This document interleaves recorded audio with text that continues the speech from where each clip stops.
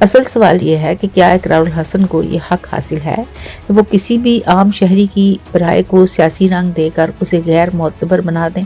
اگر کوئی شخص سادہ طور پر حقائق کی بنیاد پر سوال کر رہا ہے تو کیا اسے فوراً کسی جماعت کا کارکن قرار دینا انصاف ہے یا یہ ایک آسان راستہ ہے اصل سوال سے بچنے کا، اصل جواب دینے سے بچنے کا؟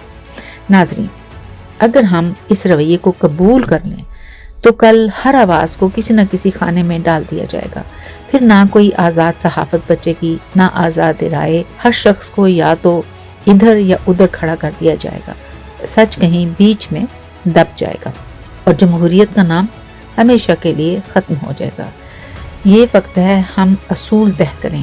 اگر اقرار الحسن برسوں تک دوسروں پر تنقید کرتے رہے ہیں تو آج انہیں بھی اس تنقید کو برداشت کرنا ہوگا۔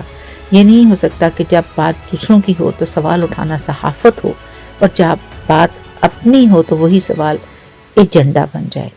ناظرین، سچ یہ ہے کہ لیبل لگانا آسان ہے مگر جواب دینا مشکل، اور آج اصل امتحان یہی ہے، کیا ہم دلیل سے بات کریں گے یا لیبل لگا کر سچ کو دفن کریں گے؟